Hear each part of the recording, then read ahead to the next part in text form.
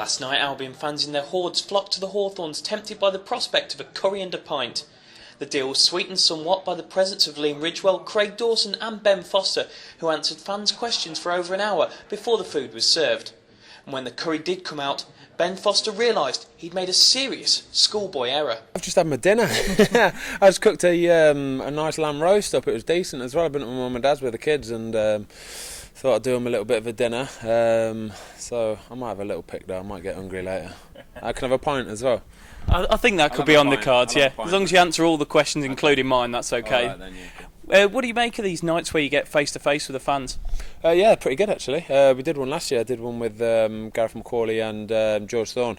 It was quite good, you know. Some of the questions are pretty funny. You got to be careful with some of them, because some of them try to dig a little bit and get a few answers that you shouldn't really be giving out, really. But no, on the whole, it's pretty good. And of course, you got Liam alongside you today. I mean, he took a bit of stick in the summer for some of his attire over on the beach in Sweden. What did you make of that? That's Ridgie all over, to be honest with you. Riggie's probably the only person I know who can pull stuff like that off. Some of his dress sense is, I love it. I think it's class. You know, he's kind of, you know, out there on his own really. But no, he pulls it off. He pulls some great little get-ups off, and fair play to him. It's Defenders Union or Defenders and Goalkeepers Union, so I imagine the conversation tonight will be far more about the one goal we've conceded as opposed to the six we've scored so far. Yeah, well, do you know what? We don't really think about it, to be honest with you.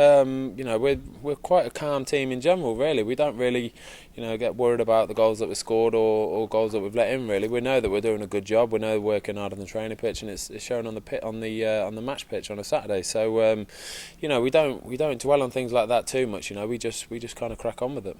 You've kind of had a solid unit now, really, since Liam came in last January. I mean, those boys have really bonded together, the sort of back five, if you like, that you've got. It's been amazing, hasn't it? You know, Ridgie, you know, no disrespect to Nicky Shaw, he was brilliant for us last season, but you know, Ridgie came in and he just lifted us all. You know, gave us that extra bit of lift. He's really vocal. You know, he's a great lad that everyone seems to get on with really well as well. So I think that helps as well. But no, he's a good lad to have in the team. He's got pace. You know, he's great on the ball. He can ping a decent ball as well, and got a bit of height as well. You know, sneaking in at the back post and nicking the odd goal here and there. And adding to that backbone this season has been the rock solid Claudio Yacob, whose performances in midfield have really caught Ben's eye, although the man himself apparently flies under the radar a bit. You know, the guy is so unassuming. You know, he comes in every day, doesn't say a word to anybody, and just gets on with it.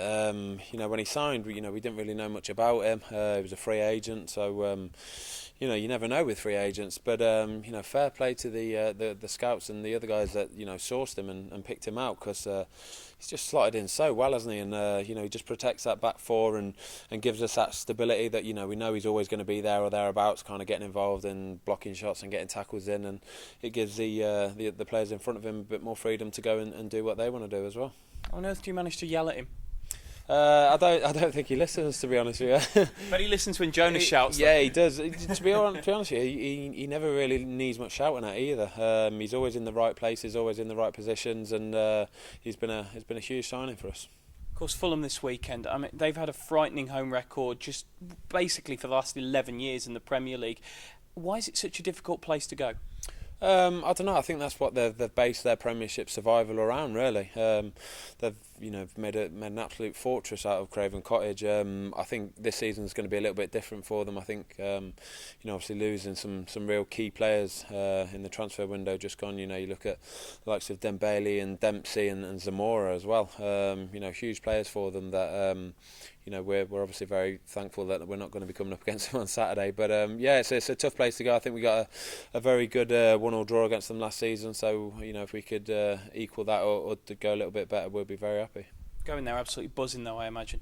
Oh, we're on cloud nine. We really are. It's been a great start for us, but you know, we're not getting carried away with it.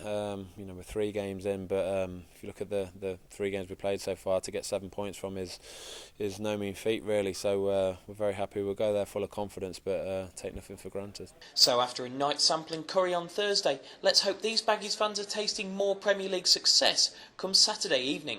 This is Chris Hall at the Albion Curry and a Pint Night.